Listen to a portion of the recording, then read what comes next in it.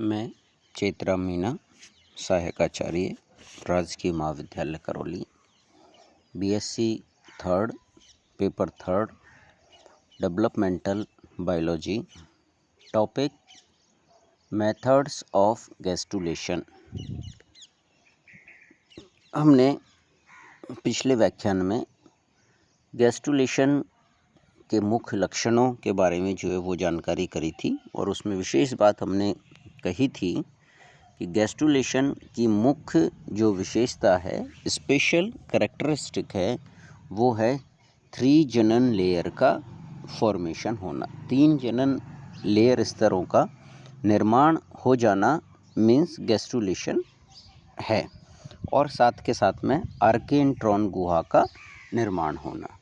ये जो गैस्ट्रुलेशन की प्रक्रिया है उसमें हमने बात करी कि जो जनन स्तर हैं वो 2 चरण में पूर्ण होते हैं।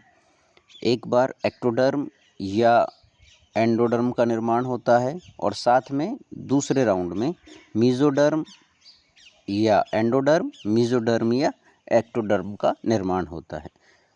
आज हम बात करेंगे गैस्ट्रुलेशन की विधियाँ, मेथड्स ऑफ गैस्ट्रुलेशन। इस दौरान ब्लास्टोमियर में 3 जनन स्तर अलग अलग पृथक जो है वो हो जाते हैं, और पृथक होने के बाद में उसके द्वारा कोशिका का मूवमेंट होता है, कोशिकाएं की जो संरचना है उनका मूवमेंट होता है। तो गैस्ट्रुलेशन की जो मुख्य टाइप्स हैं वो 2 प्रकार के हैं, एपिबोली, एम्बोली। एपिबोली के बारे में हल्का सा हम पिछले व्याख्यान में बात कर चुके थे। एपिबोली एक्टोडर्म कोशिकाओं द्वारा प्रदर्शित की जाने वाली गति के अध्यारोहण को एपिबोली कहा जाता है। इस तरह का मेंढक, एम्फीबियंस आदि में पाया जाता है। दूसरा जो प्रकार है इसका मुख्य रूप से वो है एम्बोली। मीजोडर्म, कोर्डा मीजोडर्म व एक्टोडर्म कोशिकाओं का बाहर से भीतर की ओर गति करना अंतःरोहण या एम्बोली कहलाता है। मीन्स मीजोडर्म, कोर्डा मीजोडर्म व एंडोडर्म कोशिकाओं का बाहर से भीतर की ओर गति करना एम्बोली कहलाता है। इनवोल्यूशन निम्न प्रकार का है। अंतःरोहण एम्बोली कुछ जो है वो टाइप्स हैं। सबसे पहला है अंतर्वलन।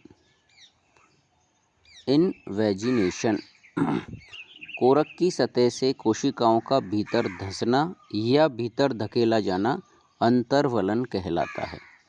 एम्फिओक्सिस व मेंढक में अक्रिय ध्रुव वेजाइटल पोल का स्थित मेगामियर कोशिका भीतर धंसने लगती है, अंदर की ओर धंसने लगती है।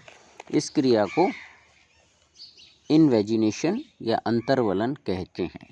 अंतर्वलन के परिणाम स्वरूप आर्किएंट्रॉन नामक गुहा का निर्माण होता है। यह गुहा कोरकरंध्र, ब्लास्टोपोर्स द्वारा बाहर की ओर खुलती है। इम्पोर्टेंट चीज़ है कि इनवेजिनेशन के परिणाम स्वरूप आर्किएंट्रॉन गुहा का निर्माण होना। कोरकरंध्र द्वारा यदि मुख का निर्माण होता है तो उन जंतुओं के समूह को प्रोटेरोस्टोमिया कहते हैं। जैसे उसके एग्जाम्पल है एस्के हेलमिंथीस, प्लेथीहेलमिंथीस, एनेलिडा, आर्थ्रोपोडा व मोलस्का।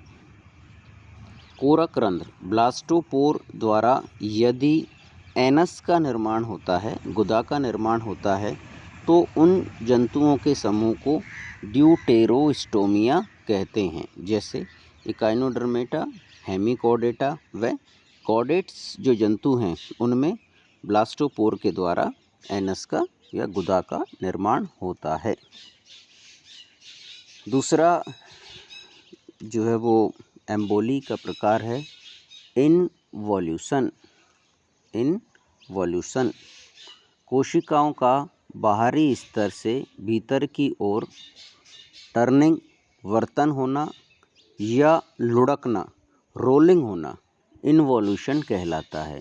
बाहरी स्तर से भीतर की ओर मतलब आउटर जो लेयर है, आउटर लेयर से एम्ब्रियो के डेवलपमेंट में कोशिकाओं का इनर लेयर की ओर टर्न होना या रोल होना या रोलिंग जो है वो होना इनवोल्यूशन कहलाता है।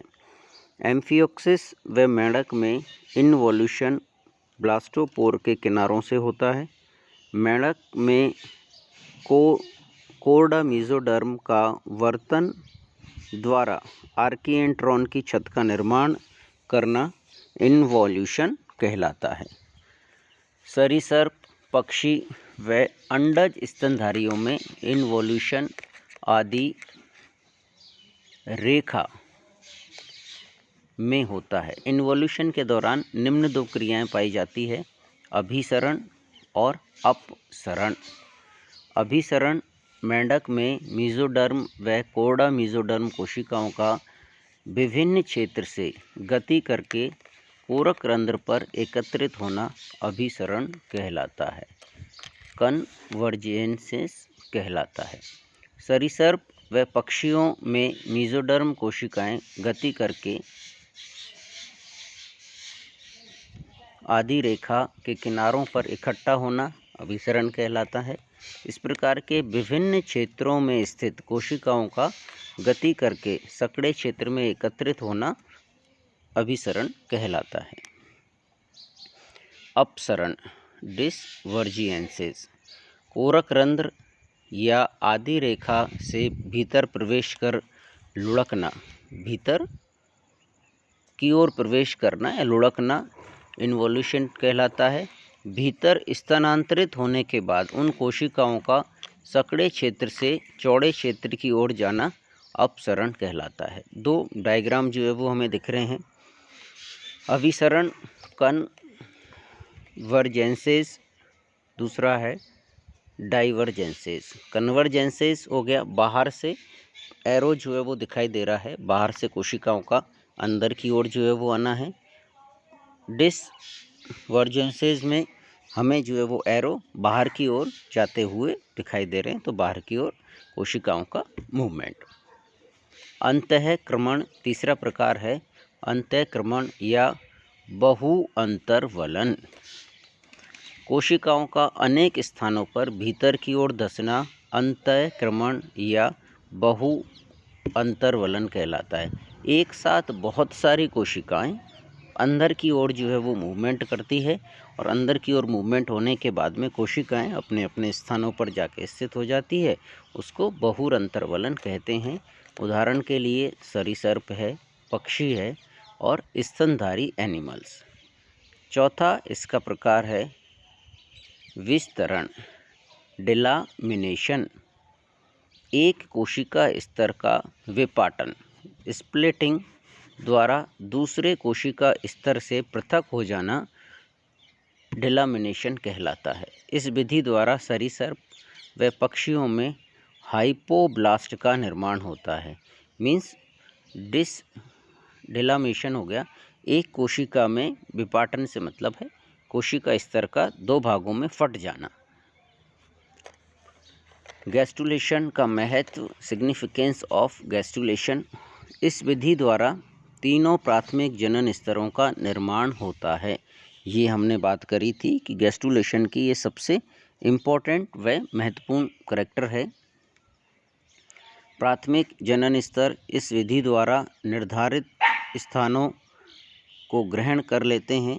तंत्रिका तंत्र निर्माण के लिए गैस्ट्रुलेशन आवश्यक है। यदि गैस्ट्रुलेशन के दौरान मेसोडर्म व एंडोडर्म निर्मित करने वाले ब्लास्टोमियर भीतर की ओर स्थानांतरित नहीं होते हैं तो तंत्रिका तंत्र का निर्माण नहीं होता है। ऐसे असामान्य गैस्ट्रुला को एक्सोगैस्ट्रुला कहते हैं। मीन्स गैस्ट्रुलेशन द्वारा ही तंत्रिका तंत्र निर्माण के लिए प्रारंभिक चीज़ है। तो गैस्ट्रुलेशन का हम कह सकते हैं कि गैस्ट्रुलेशन में सबसे पहले 3 जनन स्तरों का निर्माण होना है। 3 जनन स्तरों का निर्माण होने के बाद में आर्किएंट्रॉन गुहा का निर्माण होता है और तीनों जनन स्तरों के द्वारा, तीनों जनन स्तरों की कोशिकाओं के द्वारा आगे जो भ्रूण का परिवर्धन होना है, उस भ्रूण के परिवर्धन में विशेष अंग और विशेष अंग तंत्रों का निर्माण होना है। भ्रूण के विकास में सबसे पहले जो कोशिकाएं बनती है, यहाँ तंत्रिका तंत्र और तंत्रिका कोशिकाओं का निर्माण होता है। तंत्रिका कोशिकाओं का निर्माण गैस्ट्रुलेशन के तुरंत बाद में ही प्रारंभ हो जाता है। धन्यवाद।